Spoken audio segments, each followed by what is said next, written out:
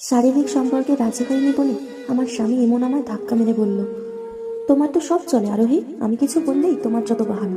স্বামীর চাহিদা মেটাতে না পারলে বিয়ে করার কি প্রয়োজন ছিল? এভাবে বলছো কেন ইমন? সব আমাকে চালাতে হয় বলেই চালিয়ে নিচ্ছি। কষ্ট হলেও এই আমাকেই করতে হয়। তোমরা কেউ কি আর এগিয়ে আসো? তাছাড়া তুমি তো জানো ডক্টর আমাদের কয়েক মাস ইন্টিমেট হতে নিষেধ করেছে। এখন বাবা হতে চলেছে তুমি, এবার তো একটু ধৈর্যশীল হও। তোমার লেকচার বন্ধ করো আরোহী, জাস্ট অসহ্য। এমন ভাব করছো মনে হয় সারা দুনিয়ার সব কাজ তুমি একাই করো, অথচ সারাদিন বাসায় থাকো তুমি। বাসায় বসে কি এমন কাজ করো তুমি? সারাদিন তো শুয়ে বসেই দিন পার করো। আসলে বাসায় বসে আমি কি কাজ করি? স্বামী রাহিন কথায় আর জবাব দিতে পারলাম না। মুচকি হেসে পাশ ফিরে শুয়ে পড়লাম। ভরা পেটটা নিয়ে মোচা উঠতে শুরু করে যাবতীয় কাজ একাকে সামলাতে হয় আমাকে। এরপরে শ্বশুরবাড়ি কারো মনের নাগাল পাওয়া যায় না। দিন শেষে শুনতে হয় তুমি কি এমন কাজ করো সারাদিন, অথচ এই আমি বাবার ঘরে কত না আহ্লাদে নিয়েছিলাম। যাকে মা কিছু করতে গেলেও বাধা দিয়ে বলতো, তোর এসব করতে হবে না আরোহী, যা পড়তে বস। বাবা মায়ের অভাব তো এই ইমনকে ভালোবেসে বিয়ে করেছিলাম আমি। সময়ের সাথে সাথে আগের সেই ভালোবাসা তা কমিয়ে দিয়েছে। সেও সবার মতো কৈফিয়ত চাইছে। চাপা কষ্টে চোখের কার্নিশ গড়িয়ে গড়িয়ে পড়লো কিছু নোনা জল। কোমর ব্যথায় সারা রাত আশপাশ করছি আমি।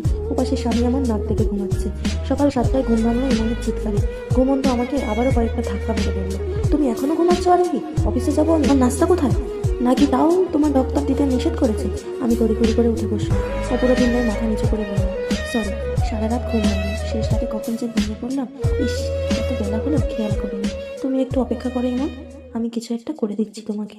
হয়েছে, এখন আর দরকার নেই, ঘুমাও তুমি, আর উঠতে হবে না। ইমন আর দাঁড়ালো না, রাগ দেখিয়ে চলে গেল না খেয়ে। পাশ থেকে শাশুড়িও কথা শুনিয়ে বলল, এ বাড়িতে সবকিছু এখন যার যার মন মতো চলছে।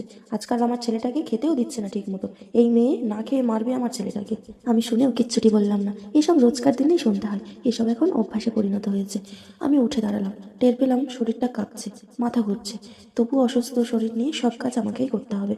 সকালের নাস্তা তৈরি করে খাইয়ে আবার সবকিছু গুছিয়ে নিতে নিতেই দুপুর হয়ে গেছে। আমার এখন অবধি খাওয়া হলো না। এরই মধ্যে শ্বশুর গরুর পা এনে দিয়ে বলল, এগুলো দিয়ে আজ একটু তেহারি করিও বৌমা। আমার মাথাটা চক্কর দিচ্ছে। সবকিছু গুছিয়ে দিয়ে আজ শাশুড়ি মাকে বললাম, আম্মা, আজ রান্নাটা একটু আপনি করে দেবেন, আমার গা গুলিয়ে আসছে। বাচ্চা কাচ্চা আমাদেরও হয়েছে বৌমা, এতটুকুতে এত ভেঙে পড়লে চলে?